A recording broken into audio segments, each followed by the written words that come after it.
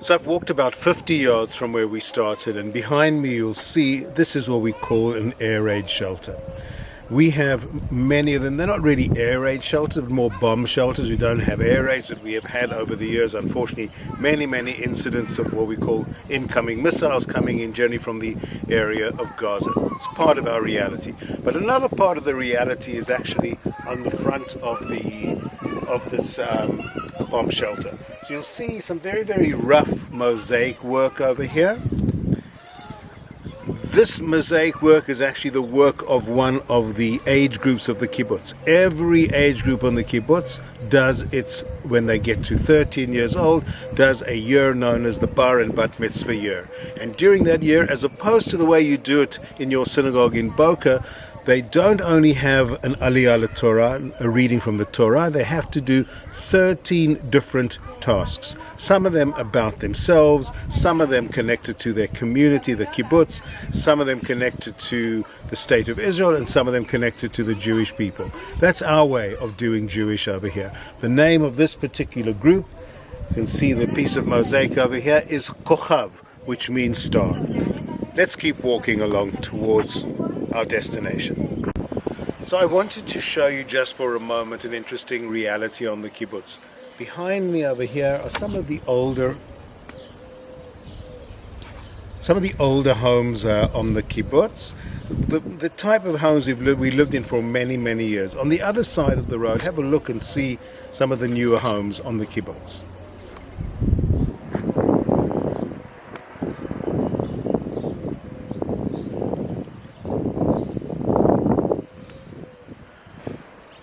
What you've seen now really reflects one of the things that has happened over here over the years, as we move from a totally socialist community in which we basically focused much more on the equality part of those two ideological underpinnings I talked of earlier on, and now we've gone much more in the direction of from each according to his ability to each according to his need.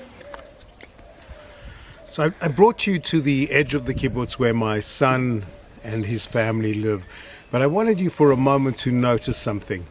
Our kibbutz was founded in 1948, the year of the creation of the State of Israel. As you remember, the State of Israel was created under fire, an incredibly intense war, the War of Independence, in which we lost 1% of the population. Just try and imagine what that means. In the days of Corona, everybody's talking about percentages. It was in this war that the decision was taken that when certain areas were captured by the Jewish forces, were freed from the Arab terrorists working in the areas, young people from the army would actually settle in these areas and create facts on the ground. Our kibbutz is one of those facts that was created on the ground in 1948. If you look behind me now, you will notice the mountain behind us. The kibbutz started up on that mountain. Up on that mountain behind us is where the kibbutz begins and only moves down into the valley below a number of years afterwards when the hostilities are all over.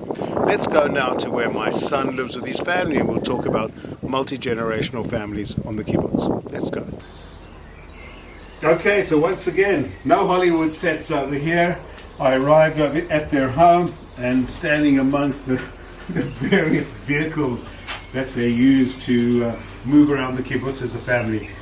This, by the way, is something that we have built on kibbutzim. This is used normally when the children are all in the baby house. You put in maybe 4 to 6 little kids standing up over here because the twin boys, Asaf and Yotam, are about 1 year and 4 months old. This is a great way to move them around the kibbutz. This, of course, is another way, this little vehicle over here to move them around, and all these other various little bicycles and tricycles and ways of moving around. Now, a moment about the notion of family on kibbutz. One of the interesting changes, which was actually counterintuitive to what kibbutz started out to being, is the place of the family on kibbutz.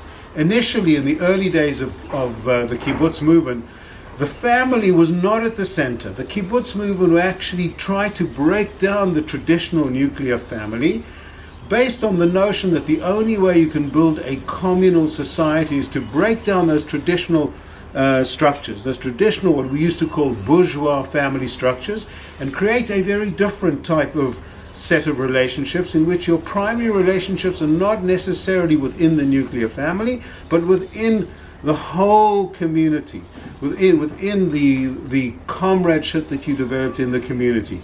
One of the interesting things that happened was that instead of kibbutz weakening nuclear families, in fact what the kibbutz has done is created an extremely strong and powerful type of family. And the family that we really have on the kibbutz today is not only a strong nuclear family, but a strong extended nuclear family. Many people on this kibbutz are living over here as multi-generational families, living 3, 4, 5 minutes from each other, grandparents, parents, grandchildren, sometimes even great-grandchildren. It is and has become one of the features of kibbutz. Moshe Dayan, who is a figure that I'm sure all of you remember, his parents were totally opposed to the creation of couple-based relationships, and in fact, approximately 9 months before he was born, his father stood up at a general meeting of the early kibbutz, Kibbutz Degania, and said that he feels that this is not a time for couples to get together and have children. 9 months later, Moshe Dayan was born, and his family, hanging their heads in shame, left Degania and created the first Moshav Nahalal. I have lived on kibbutz now for a long time, and I think I only understood the power of kibbutz and what it really can mean as a community when I became a grandparent over here about 5.5 years ago. It changed my life and my wife's life dramatically. It really has become a totally different experience. And something really, in a way, as I said initially, counterintuitive. This was supposed to break down families, and in fact, in many ways, it is probably the strongest type of family situation that I can think of anywhere in the world today.